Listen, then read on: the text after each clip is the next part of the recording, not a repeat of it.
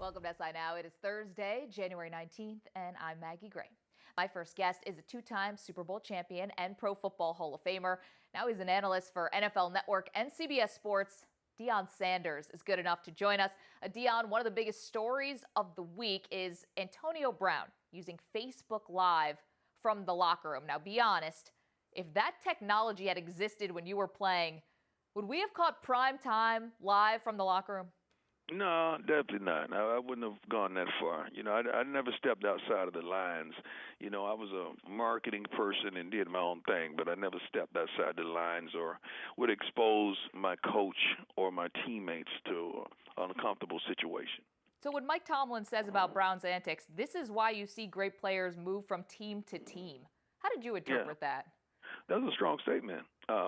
Antonio ain't going nowhere, I promise you that as well. Antonio is an incredible player. He's an incredible person. He's an incredible personality. He just made a mistake. Oftentimes, what we do is not who we are, and that's such a case in that nature. How can the Steelers pull off the upset in Foxborough? Put some pressure on Brady. I mean, they've been successfully pressuring opposing quarterbacks. If they continue to do so and run the football effectively to keep him off the field, they should have success. The NFC Championship game features Aaron Rodgers, who has been on one of the best runs by a quarterback ever. How would primetime Deion Sanders game plan against Rodgers? Well, the thing about it, the best game plan is to score yourself. And the Atlanta Falcons have the number one scoring offense in the NFL, and that's unbelievable. So that in itself will keep Aaron Rodgers off the field. And then he would have to feel pressure himself of having to score to keep up, if that's the nature, if the Falcons get the ball or whoever puts points on the board first. So it's going to be a tremendous test for them. I can't wait to witness it, to view it, because I'm a Falcons man, and I wish the Falcons success. But I do also want a good game. Of course, and I'm assuming you're picking the Falcons to go to the Super Bowl. Okay, who on the AFC? Who are they going to face when they get there? I think it'll be New England. Okay. Got to ask you about your former team, one of them, the Dallas Cowboys. Mm-hmm. Now, many expect that they're going to part ways with Romo this season, but you know Jerry Jones. Deion, how do you believe this situation will end? Well, Jerry's a businessman. You got to understand that and know that about him. Everybody who's come through there, sooner or later, either you retire or you part ways. That's just the nature of it. So Jerry would do what's best for the Dallas Cowboys as well as Tony Romo. What do you think that means? Is he in a Dallas Cowboys uniform next year? I don't. Well, if he can't find a suitor. But you got to understand, Tony Romo is not an extremely healthy quarterback. I mean, who's going to take that risk? I don't know if he's finished the last couple seasons as well. That's a heck of a risk for another team to take. Yeah, it has to be a team that's right on the porch of going to the playoffs or going to the next level within the playoffs. Any teams come to mind? Houston, it's an okay fit. I'm not going to say Denver because they have the youth there. It's tough, man. Maybe Chicago, but they're not on the verge of going to the playoffs or winning anything. It depends on what Minnesota direction they choose to go. And it's Teddy Bridgewater being healthy. It's several possibilities, even Arizona as well. It's going to be one of the biggest stories of the offseason, that's for sure. Got to move away from football for just a moment because you played 9 years in the major leagues. The Baseball Hall of Fame announced their class for 2017 on Wednesday. Deion, it's clear from the votes that players were alleged to have used steroids are now gaining entrance, and we expect that to continue. How does that sit with you? Do we know that for sure? I mean, do we know that was the case? Yeah, but we're not going to say alleged because it hadn't been proven. So if it hadn't been proven, it's not such the case. So I'm going to give a guy his fair jest until he's proven guilty. Other than that, he's innocent. Do you feel like guys you were playing against really weren't taking any performance-enhancing drugs? I don't know. I wasn't there. I don't know. I know they're very good. I mean, if you specifically talk about Barry Bonds, please just say that. Let's just confront it. I think Barry Bonds had 3 or 4 MVPs on his desk before these accusations ever even occurred. So I don't know. I really don't know. We hear you've partnered up with the On Location experience. Now, this organization is the official hospitality partner of the NFL. Dion, tell us what opportunity fans of the Packers, Falcons, Patriots, and Steelers have on the road to the Super Bowl. Personalized Super Bowl experiences is going to be phenomenal. I mean, you have premium Super Bowl packages that guests can enjoy exclusive access on game day passes to pre- and post-game parties, many benefits, lunch or dinner or whatever. With you never know who was this type of celebrity or former athlete. It's a wonderful experience that we're just trying to bring fans in on. Of course, the website is www.nflonlocation.com. That's where you can find ticket packages. Deion Sanders, it's always great to talk with you. Thank you so much, and looking forward to crossing paths in Houston. And congratulations on teaming up with this On Location experience. Very cool. I appreciate it. Thank you. Thank you. All right, sticking with the NFL. Yesterday, Ryan Aselta chatted with Super Bowl champion Donald Driver to discuss the recent play of who else? Aaron Rodgers.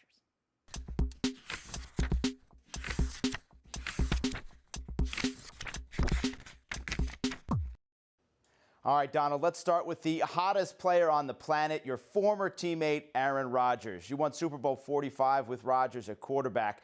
With what you've seen over the last 8 weeks now, is this the best you've ever seen Aaron Rodgers?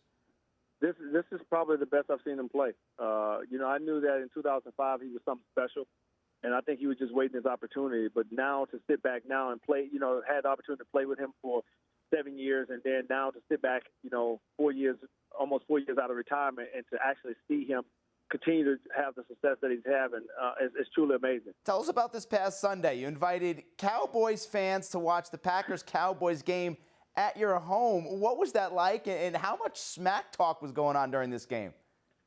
Well, I'll say this, is that I didn't invite none of them. They all invited themselves. That's kind of how the Cowboy fans work. They invite themselves over to your house. So they all came over, and, first half, it was pretty quiet. And then after that, these guys just went off. I mean, they started coming back right at the end of the second quarter, and you start to hear the talking. So it was a lot of smack talk right into the end. And I told him, I said, if you give Aaron Rodgers the ball with any time left on the clock, we're going to win this game. And everyone was like, no, we're going to overtime. And unfortunately, Aaron did one of his remarkable plays that he's been doing all season long. And he had the great poise, the great patience, and was able to keep his eyes down the field and just waited until somebody got open. Yeah, the play of Rodgers has even gotten another number 12 to comment on his performance. In a recent radio interview up in Boston, Patriots QB Tom Brady said this about Rodgers, saying, whenever he's on, I usually stay up and watch just because I love watching him play.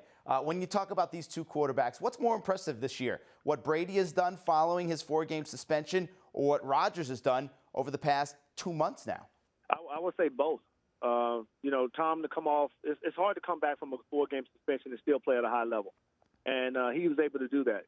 And that's truly a compliment to him.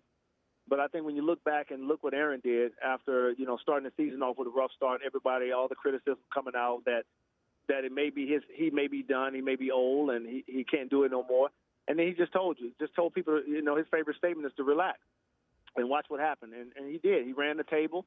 And they got into the postseason, and then from there, it starts all over again. Doesn't matter what your record is, you got to go out there and play. So it's been amazing to watch both of these young individuals, or great quarterbacks, do what they do.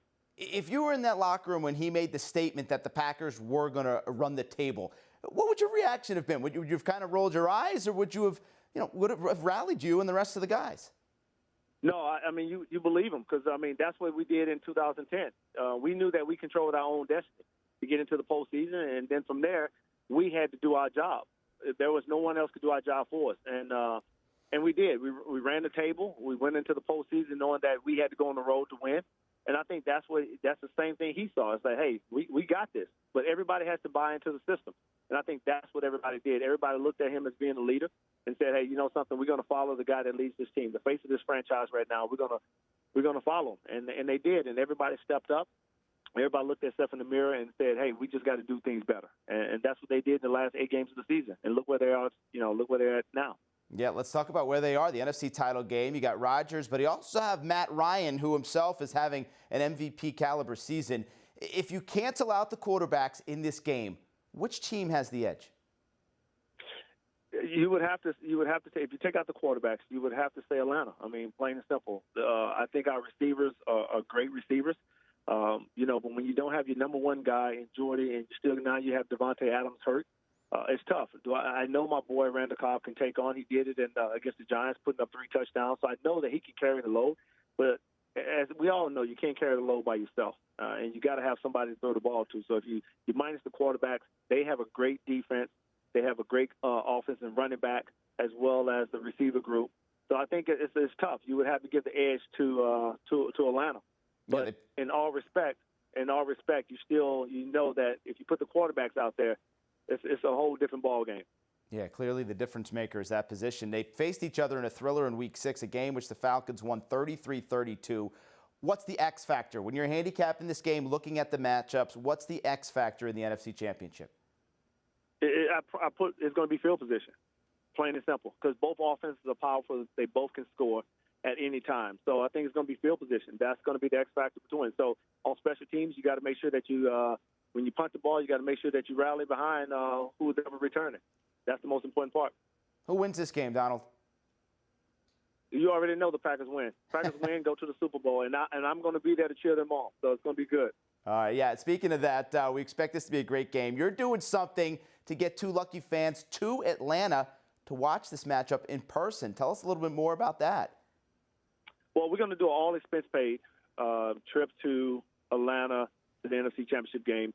So you're going to get 2 tickets to the game, round-trip airfare, $500 that you can use any way you want.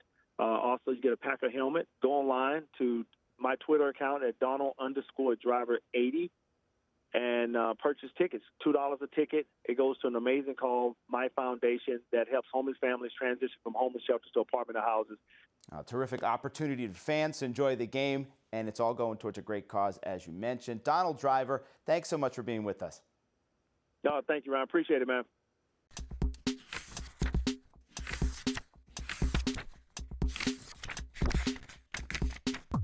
Yes. And I'm calling to tell you that the writers have elected you to the Hall of Fame.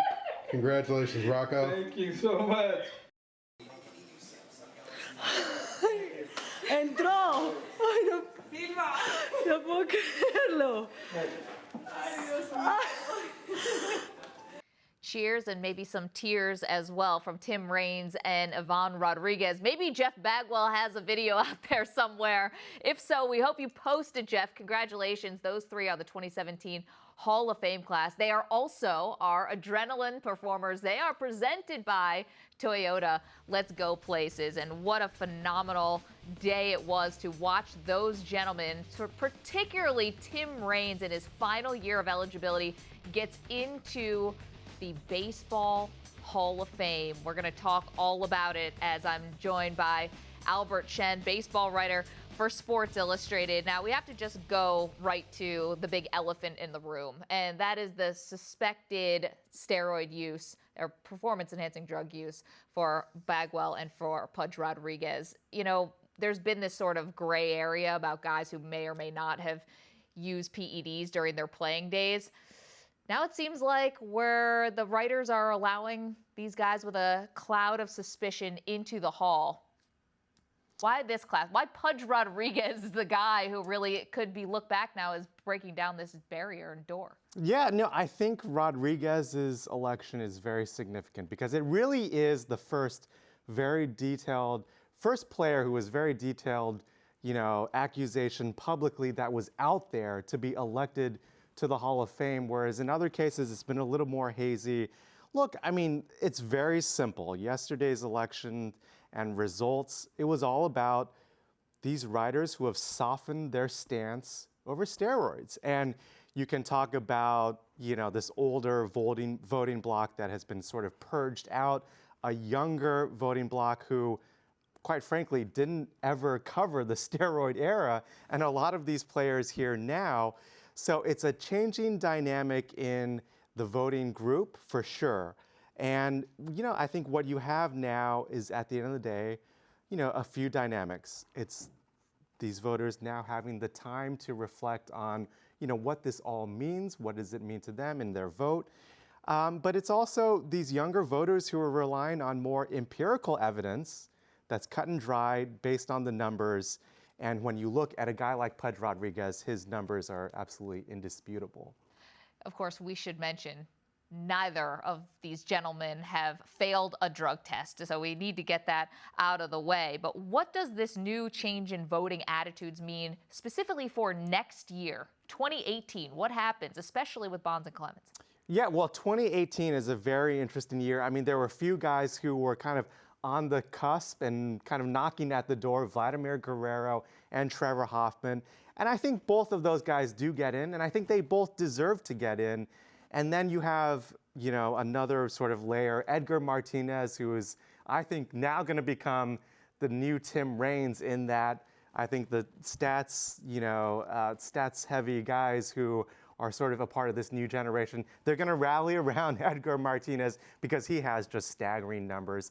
And then you have a lot of first-time ballot guys like Chipper Jones, who I think will get in.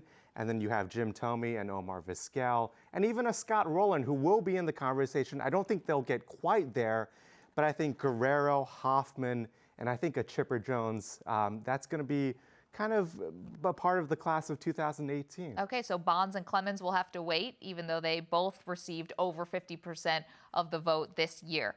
Trevor Hoffman, you mentioned him, missed by 1%. I mean, he's right there, but while we believe that he's a lock for the Hall of Fame, this is a quote from him that was released on Wednesday. He said, "You hope the younger trending voters don't hurt you. I don't think I got huge support from the younger guys. It's a bit disturbing." What does Hoffman mean by that, do you think? Yeah, I mean, it is very interesting how, what we've been talking about, this changing dynamic and sort of what do you sort of measure a Hall of Famer by? And for Hoffman, it's very simple. I mean, this is a guy who saved more games than anyone in the history of the game. And, what in this day and age do saves mean? And I think if you ask the advanced statistic guys, it just doesn't quite have the value that it did now 5-10 years ago. And, you look at a guy like Lee Smith, who this year, in the final year of balloting for him, is not going to make the Hall of Fame. So certainly there are signs for Hoffman to be concerned, but you know what? He is right there, and I think momentum is actually on his side.